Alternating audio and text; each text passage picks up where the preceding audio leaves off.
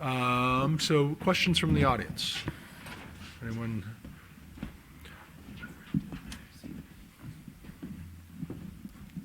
Just wanted to ask the panel what arm position they put the arm in when they're doing the posterior shuck, because it seems to matter a lot where your arm is, and so I don't know if there's a consistent answer or your thoughts. George? I'll answer for George since she doesn't think it matters. So I'll answer for myself. It does matter, I think, especially if you're tensioning or trialing reverses or anatomics. If you've got the arm in certain positions, you're going to flex or tighten the conjoint tendon or other soft tissues. So if you think trialing for stability is important for anatomic, I think it makes sense to have the arm in neutral position. So got to remember that the patients aren't usually sitting straight up. So I try to bring the arm in line with the trunk. It's a little bit hard to distinguish that sometimes when they're under drapes. But if you trial with the arm in slightly different positions, it makes a dramatic difference in the amount of translation that you see. That's a really good point. John? Yeah, so I do the same actually. So I think that's critical to have the arm parallel with the thorax. It's also important, of course, when you close the subscap. I make sure when the arm's on the Mayo stand, because you don't want the arm in extension when you close the subscap, similar to Jay. And actually, I'm going to add one thing. Besides trialing it, also what arm, we were just talking about this with George, that I think it's important is, glenoid exposure always is challenging for patients, for surgeons, and we all do things differently based on our training. So not only what arm position are you when you're trialing your humerus, but what's the arm position when you're actually implanting or preparing your glenoid. And George obviously had his up there. He can, and showed the position. Jay, what's your arm position with glenoid exposure? Slightly different than George. I'm a little bit more abducted. I do have a little bit of horizontal extension. That will vary depending on how tight the patient is. If I'm struggling with glenoid exposure, it does help to bring the arm forward out of horizontal extension a little bit. So, and then in terms of rotation, it's neutral to slightly externally rotated. All right. John? For the arm position? Yeah, it's interesting. So actually, I prepare the humerus in a low beach chair position, but the next time you have a tight shoulder, sit the patient straight up and down. It actually makes the glenoid exposure easier. And on a tight shoulder, if you have to get posteriorly, I have my assistant hold the arm up, and you can take the Fukuda retractor and tilt it up, and it gives you even more room in the back. Right. Yeah, I use a little mobile arm board underneath, and I'll put it in abduction, a little bit of forward flexion, and then I can change the rotation. So I'm trying to relax the posterior inferior capsule so that I can push the head back a little bit so that I'm not, you'll see so many people bring the Mayo stand in and they go into extension and they don't realize they're in extension and external rotation and everything tightens up. So again, it's like you're just trying to relax the back of the, and I always tell my residents and fellows, we're going to play a game. We're always moving the same way. We're not pulling apart. We're always pulling together. So if I need to get in the back, we're relaxing the front and pulling the back. What Laurent was showing with his nerves. So Greg, when you play that game, make sure you move the mic with your face too. Okay. Yeah, I do. Okay. I think another thing that's helpful, so the arm position, I would be quite similar to George with the external rotation. And sometimes also to actually, I learned this from JP, to tilt the patient a little bit away, just to airplane the table a little bit away from you. And I think that helps sometimes in the back of a tight glenoid. It absolutely does make a difference for me in the anatomic if I'm trying to test stability. To go back to the original question, for me, I like to make sure that the arm is in neutral. Because if it's in internal rotation, or you're going to see very different stability parameters and not be able to make yourself happy. Ashish, anything different? Or? So I use a spider arm for all my cases, and when I'm testing the total shoulder, I make sure I take the arm out of the spider and I hold it in neutral with gravity, and that gives me where the arm sits. For a reverse, especially for a B2 or a B3 in a big male, I usually do a clavicle osteotomy for visualization because it gives me a much better approach and there's much less pushing and pulling. And I like to do the same, airplane the table, drop the arm in the spider and internally rotate to push that humerus right off the back. And the clavicle osteotomy, often in very arthritic, stiff patients, gives you that really good view from the top, which the deltoid gets stuck in the way sometimes. John and then Mark. John.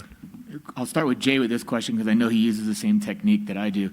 What's your threshold when you're trialing the patient in, let's say, with posterior instability, where you'll choose to dial the humeral head anteriorly? What's your decision making? How do you when do you say, all right, this is the patient I need to do that on? And if anybody else does that same technique, give me their answer too. You know, I would say that I don't use that technique that frequently. And it's a gestalt. I'm not sure what the right answer is. For me, if they go over the back edge and they stay there, that's a problem, as Dr. Walsh mentioned. I think you would agree there. So the first thing I'm going to do is probably upsize the head a little bit first. And if I still have an instability issue, the next thing I'm going to do is dial the head forward, maintaining the same tuberosity height to head height relationship. And then the third thing I'm going to do is placate the posterior capsule. And maybe, as Dr. Frankel is going to correct me, is maybe I should just be bailing out to a reverse in those cases. But we've looked up those patients, and we have a series of patients with anatomic total shoulder arthroplasties with 2 years follow-up that show very good centering of the head with the reverse offset technique. So we're having a hard time publishing that, but that data will be out there, and the technique works at least in short term. Does anybody take the arm through a sort of a jerk test, where they bring the arm into forward elevation, internal rotation, try to translate it posteriorly, and bring it back out? Is that helpful? That's the game changer for me. If they pop out the back and have a jerk sign, then I'm doing a... At what point of motion is relevant? It's used forward elevation, and internal rotation, adduction, like you would normally try to translate a humeral head if you're examining someone with posterior instability. Mark? So, Ashish, if I understood the data you presented, it looked like at 10 years for osteoarthritis, the revision rate for reverse is the lowest. It's 6%. So I guess my question is, so why are we doing anything other than that? It's a really interesting question, and I'll present more on the. I've only presented the total shoulder data today because of the time. I'll present the reverse data tomorrow. I think what you have to think is that even though it's a 6% revision rate, but a revision of a reverse is a much bigger operation, with much more complications than revising a total shoulder. That's based upon the registry. The registry will show this, that if for revisions or reverses, the complication rate and the outcomes are not as good. So I still think that I still think a total shoulder is a harder operation to do than a reverse. But the registry shows 6%, and I'll show this tomorrow. Even for young patients, it shows the same.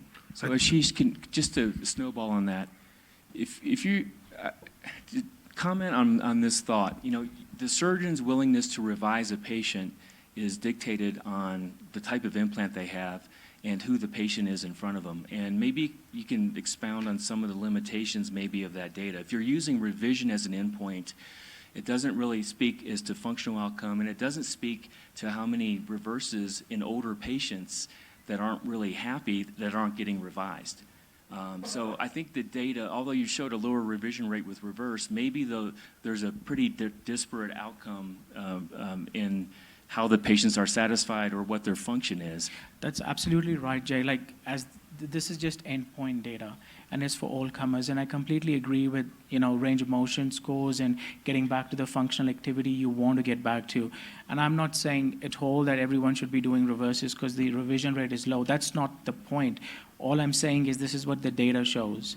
And how you want to read it and how you want to implement it depends on you. Maybe sometimes you've got a 60-year-old who's got a lot of medical comorbidities and you're sitting on the fence and you don't know what.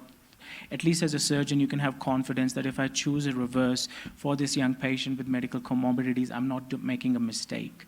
At least it's safe. It gives you the backing. So that's what I'd comment. I just wanted to expound on that, what Jay was talking about. So if the panel could expound on 55-year-old intraop, glenoids in, and you have posterior instability. What's kind of your stepwise algorithm to deal with that intraop?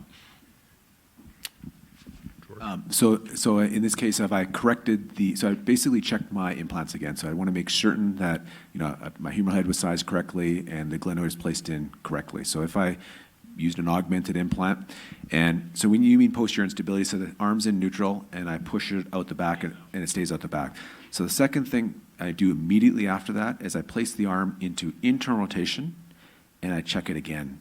And what I found in my patients is once I've done that, and it's not uncommon to have that where you push it out the back and neutral and stays out the back. Once I put them into internal rotation, I have not had a person subluxate out the back then. And so what I'd ask you to do is next anatomic you do, in neutral, it's going to rebound, it's going to push out and then rebound back. put it into internal rotation, and the posterior capsule tightens, because what I will do is I place that person in internal rotation sling for 6 weeks. So Jay, it's you're- pretty rare for you're- me. you're- I can And see George, an smoke coming. internal rotation sling? Even though he's coming out the back. So next time, when do you test, test for posterior instability, right? Your MDIs, put them into internal rotation, try to translate them out the back. Well, if they're stable in internal rotation, you've got, the capsule's not as capacious as you think. What I do is No, it's capacious, but it just wraps around the But humerus. I put 2 sutures in the anterior border of the supraspinatus, okay? The interval, don't tighten it. Right. And put them in neutral and push on the head, they'll go out the back. Just lightly pull on those 2 sutures, you push on the head, they don't go out the back anymore. Because you've retensioned the sphere.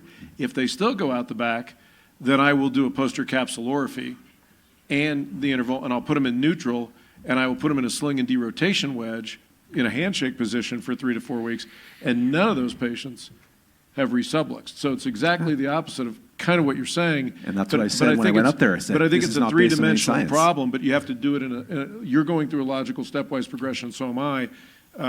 We're just, Right. each one of those patients is different. So I let me would say let me just traditionally, finish. actually, what Greg's saying is what I would say most of us traditionally would do in terms of treatment for that problem. So let me And finish. So I would test an internal rotation. If in internal rotation it's stable, I'm going to leave it. It means it does not subluxate out the back, and that's what I find in the majority of patients. I find, and the reason I'm saying this is next time you do a total shoulder, test the rotation, test the stability in internal rotation. You'll find it's going to be rock solid. If in internal rotation I try to push it out the back and it translates, those are the circumstances I'll do a posterior capsular, and then I'll put them into an abduction pillow in neutral to get them to tighten up the back. And I won't even move them at all. I'll keep them that way for 6 weeks to get them really stiff. Okay, well, two more questions. Yep. This is a question for Dr. Gupta. The data you showed, most of the surgeons doing under 20 and some of the surgeons doing over 40. Was the revision rate different, or did you guys look at that? Yeah, so that paper's going to get submitted, and the revision rate's higher for the low-volume surgeons in the first 3 months, and the high-volume surgeons have a higher revision rate at 10 years. So that's the difference. Blossom? Yes, one Ashish for you. Pyrocarbon. Yes. Can you talk more about it? Because this is something has been off the United States. We're not using it as much. We have a lot of young patients. There was a lot of debate that probably will be better in young patients, and it showed 6% versus 16. Can you talk about it more? Yeah, so we've got 400 pyrocarbon arthroplasties in Australia, and initially it was an IDE study, so it was being done by 4 high-volume surgeons. They had some early fractures with the early design, and then they've said they've changed that now. But there's a massive push in Australia, B2s, B3s, anyone with arthritis to use a pyrocarbon hemi. Some of the clinical data is guarded. We don't have access to the data, but the revision rate is what the registry shows. So I don't have the subgroup as to, out of these patients, how many of them were used for severe glenoid deformity or were just used for primary simple osteoarthritis. But the recent implant does not have fractures, and a lot of other surgeons are starting to use it, and it's showing early promising results. So I would not discount a pyrocarbon hemiarthroplasty, especially in a type C glenoid or in someone who's very young with severe glenoid deformity. Okay. Go ahead. Because I use it. It is in the United States. I'm not sure if the United States is used other than the hand. And the hand and the wrist, we use it extensively. And in this situation, they're the best result, even when they go in bone and there's no pain. And this is when we compare different joints. We're talking about contact, we're going to translation. The shoulder is not different. So this is why I was very excited to try the pyrocarbon, but it never came. The two things they do say is that the pain relief is significantly better and the infection rate they're saying is lower. I don't know how they can prove that, but the infection rate is almost negligible with a pyrocarbon hemi compared to a similar other cohort. So I think it's watch the space. So with respect to the infection, with the pyrocarbon, you can't get a biofilm on pyrocarbon. It's so smooth, you can't actually get bacterial adherence. Dr. Seebauer? Ashish, I have a question to the registered data set concerning the instability, subscap failure of the stemless. What is the explanation for that? So that's my hypothesis. The instability is, I talked to Richard Page about it, and he says it's probably because of cuff failure. I can't say it's subscap, but there's no other reason for a well-functioning stemless total shoulder to start having instability at 3 to 4 years. It's postulated. It's not a firm diagnosis because there's no way the registry can see. We don't have data to say if there was cuff failure. And this rate is higher after 5 years than it is with a stemmed total shoulder? Say that again, sorry. Is this rate higher, this instability rate higher than if you compare that with a conventional stemmed total shoulder? The registry hasn't differentiated it on the thing, but we can write to them and ask for that data. Okay, that's a great session, thank you. And next is the break. We'll be back in 20 minutes. We'll start right at 5:20.